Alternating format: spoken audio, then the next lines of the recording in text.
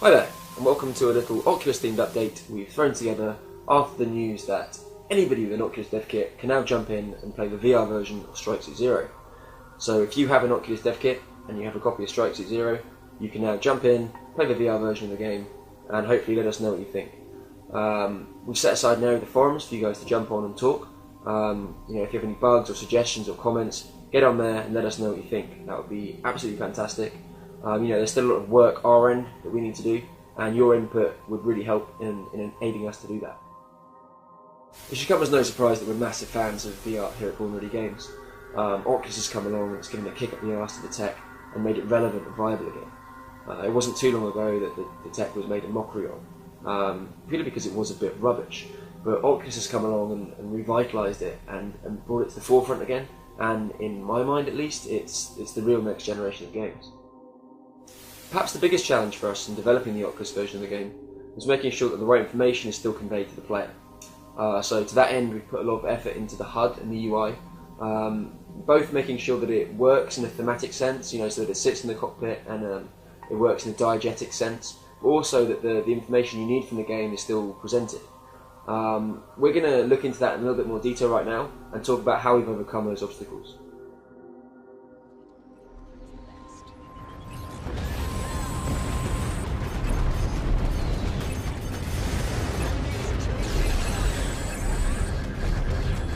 I guess the biggest problem was that there was so much information, and all the information was spread around the edges of the screen. So when we tried to scale it down to fit in the field of view, we realized that the text was unreadable. That was the main complication. There is no big difference in the HUD. The difference maybe is in the way we display the information. Let me explain it with the next example. Basically, imagine that you have a board in front of you. It's a huge board, so if you don't move your head, you can't see the whole information. So in order to access to the information, you have to keep moving your head around. We emulated that with the Oculus, with the head tracking. So basically, you just have to look around to see all the elements of the HUD. And I think it's cool because it adds a new level of immersion. Yeah.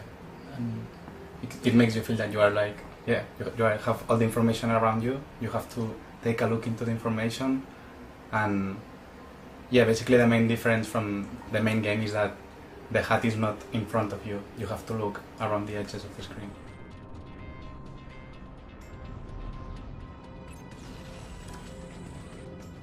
Well, as we said before, the tricks that we implemented in this case is to begin with, to render the UI in general at a bigger scale than what the current resolution is, because that helped a lot with readability.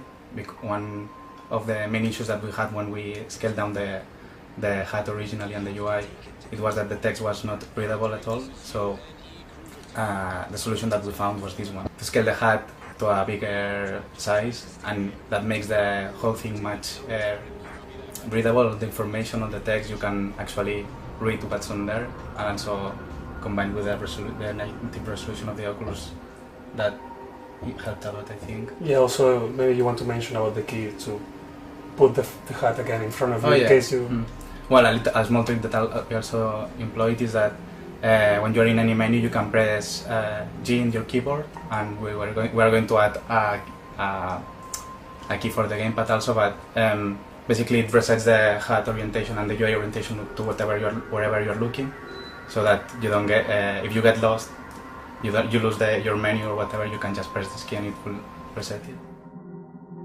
So I think it's unique compared to with other games, like Team Fortress 2, for example. They keep the UI in front of the player constantly, and that's great in some games. That can be a good implementation, a good idea, because if the HUD and the UI is simple enough to keep all the information in a place that is visible at once, that's really helpful. But in our case, we had so many information, and all of the information was around the edges of the screen, which it was impossible to read when we tried that solution. So actually, were the guys from Oculus who suggested us to try that solution. And I was trying it and see that it was a really good idea, so we keep we kept working on that, and it turns out that people like it so far. So yeah, that's how the Oculus version of the game is coming along.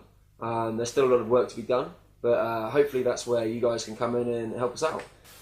We've set aside an area of the forums for you to discuss bugs and suggestions and comments and anything else to do with the Oculus version of the game.